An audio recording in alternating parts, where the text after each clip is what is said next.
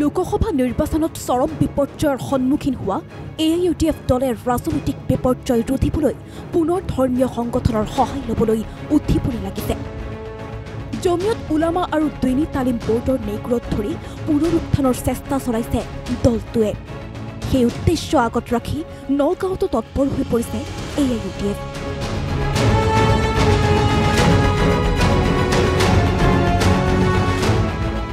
নগাঁও লোকসভা সমষ্টিত প্ৰতিদ্বন্দ্বিতা কৰি মুখ থেকেচা খোৱা ধিঙৰ বিধায়ক আমিনুল ইছলামে ভেটি উচনৰ পিছত নিজ দলক পুনৰ শক্তিশালী কৰিবলৈ গোপনে ব্যৱহাৰ কৰিছে জমিয়ত দৈনী তালিম বোৰ্ডক। সেই উদ্দেশ্য আগত ৰাখি আজি নগাঁৱৰ সোণাইঘাটৰ চলচলিত বিধায়ক আমিনুল ইছলামৰ নেতৃত্বত অনুষ্ঠিত বিভাজিত জমিয়তৰ সভাক লৈ ব্যাপক চৰ্চা হৈছে মধ্য অসমৰ ৰাজনীতিত। নগাঁও জিলা জমিয়তৰ কাৰ্যালয়ত নগাঁও জিলা জমিয়ত আৰু নগাঁও জিলা দীনী তালিম বোৰ্ডৰ যৌথ যিটো বৰ্ধিত কাৰ্যনিৰ্বাহক আছিল তাত ময়ো উপস্থিত আছিলোঁ আৰু মই জমিয়তৰ এজন সদস্য হিচাপে আমি জমিয়তৰ বিভিন্ন কাৰ্যসূচীত অংশগ্ৰহণ কৰোঁ আৰু যিবিলাক কথা ইয়াত আলোচনা হৈছে ইয়াত মূলতঃ সাৰ্বজনীন শিক্ষা, সাৰ্বজনীন প্ৰাথমিক শিক্ষা, যিটো প্ৰাথমিক সাধাৰণ শিক্ষা আৰু ধৰ্মীয় শিক্ষা, এই উভয় শিক্ষাৰে কেনেকৈ সমাজৰ সকলো স্তৰৰ শিশুক সামৰি ল'ব পৰা যায় এই কথাবিলাক গুৰুত্ব সহকাৰে আলোচনা কৰা হৈছে আৰু তাৰ লগতে সমাজ সংস্কাৰমূলক যিবিলাক কাৰ্যসূচী লোৱা হৈছে যেনেকৈ ইছলাম মহাচৰা আৰু তাৰ লগত ঠিক সেইদৰে মানে বিভিন্ন স্থানত সভা সমিতি আৰু স্কুল কলেজত পঢ়ি থকা ল'ৰা ছোৱালীৰ মাজত যিটো আধ্যাত্মিক চেতনাবোধ জাগ্ৰত কৰা আৰু ইয়াৰ মূল উদ্দেশ্যটো হ'ল যাতে আমাৰ সমাজত বৰ্তমান মুছলমান সমাজতো যিমান লোক বিভিন্ন অপৰাধৰ লগত জড়িত, বিভিন্ন সময়ত আমি গম পাওঁ যে মদ, ড্ৰাগছ বা ভাং, জোৱা বা অন্যান্য চুৰি বা সমাজ বিৰোধী কাৰ্যত লিপ্ত। জমিয়তে সদায় চেষ্টা কৰে এখন শুদ্ধ আৰু সম্পূৰ্ণ এখন নিকা সমাজ গঠন কৰিবলৈ, যাতে যিবিলাক আমাৰ এই উদীয়মান প্ৰজন্মই হওক বা বয়োবৃদ্ধ মানুহ হওক যিসকল বিভিন্ন সামাজিক অপৰাধ আৰু কুকৰ্মৰ লগত জড়িত, কেনেকৈ তেওঁলোকৰ মাজত ধৰ্মীয় আৰু আধ্যাত্মিক চেতনা জাগ্ৰত কৰি সেই লোকসকলক অপৰাধৰ পৰা ঘূৰাই আনি কেনেকৈ তেওঁলোকক সমাজৰ মূল সুঁতিলৈ আনিব পাৰি আৰু সমাজৰ পৰা যিকোনো অপৰাধ প্ৰৱণতা ৰোধ কৰি পেলাই এখন বিশুদ্ধ আদৰ্শ সমাজ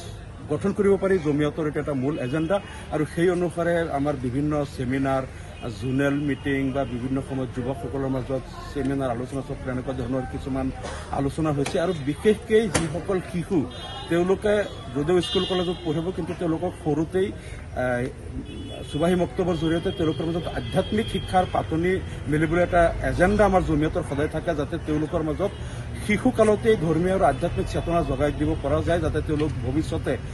আদৰ্শ নাগৰিক হয়, যাতে অপৰাধৰ সামাজিক অপৰাধৰ পৰা তেওঁলোক বিৰত থাকে আৰু সমাজৰ সেৱাৰ কাৰণে সৎ কামত যাতে তেওঁলোক ব্ৰতী থাকে। আৰু এটা বহুত গুৰুত্বপূৰ্ণ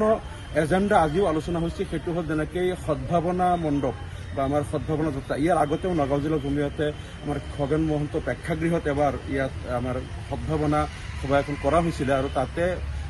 হিন্দু, শিখ, খ্ৰীষ্টান, জৈন বা বৌদ্ধ অন্যান্য ধৰ্মৰ ধৰ্মগুৰু বা তেওঁলোকৰ যিসকল ধৰ্মীয় আগশাৰীৰ লোক আছে তেওঁলোককো মাতি আনি ইয়াত সকলো ধৰ্মৰ মাজত এটা সমন্বয়ৰ বাৰ্তা দিবলৈ আৰু বৰ্তমান যিটো ভাৰতবৰ্ষত সাম্প্ৰদায়িকতাৰ বিষবাস্পই সমাজখনক গ্ৰাস কৰিছে, এই অৱস্থাত সকলো ধৰ্মৰ লোকক একত্ৰিত কৰি সকলো ধৰ্মগুৰুক একেখন মঞ্চত আনি পেলাই এটা সদ্ভাৱনা আৰু সামাজিক সদ্ভাৱ সম্প্ৰীতিৰ কাৰণে এটা এজেণ্ডা আজিও আলোচনা হৈছে আৰু জমিয়তে এই এজেণ্ডাটো বাস্তৱায়িত কৰিবলৈ সদায় চেষ্টা কৰি আছে। গতিকে আমি ভাবোঁ জমিয়তৰ এই এজেণ্ডাবিলাক যদি বাস্তৱায়িত হয় তেনেহ'লে এখন অপৰাধমুক্ত শুদ্ধ সমাজ গঠন হ'ব আৰু সাম্প্ৰদায়িক হিংসা বিদ্বেষমুক্ত এখন সকলো জাতি ধৰ্মৰ মাজত সমন্বয়ৰ এখন সমাজ গঠন হ'ব। ভাৰতবৰ্ষ আমি সকলো একত্ৰিতভাৱে দেশখনক আমি আগুৱাই লৈ যোৱাৰ কাৰণে আমি সচেষ্ট হ'ব পাৰিম। গতিকে মই সদায় জমিয়তৰ এই মহান কামৰ লগত জড়িত থাকোঁ আৰু আমি আশা কৰিছোঁ সমাজে আমাৰ প্ৰতি সঁহাৰি দিব, সকলো শ্ৰেণীৰ লোক যাতে আমাৰ এই মিছনত একেলগ হয় আৰু ভাৰতবৰ্ষ যাতে আমি এখন ধৰ্মনিৰপেক্ষ, শুদ্ধ, সম্পূৰ্ণ গণতান্ত্ৰিক দেশলৈ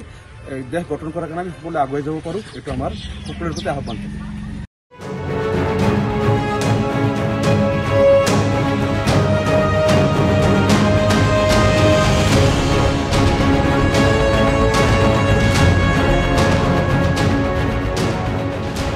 হয়তো গাঁৱৰ পৰা মুস্তাফা কামালৰ ৰিপৰ্ট DNS Plus।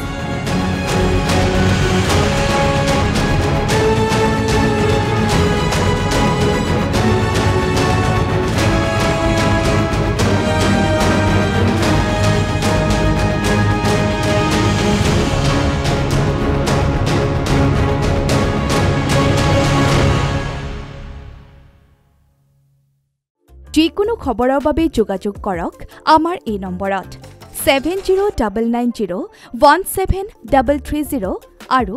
7099017110।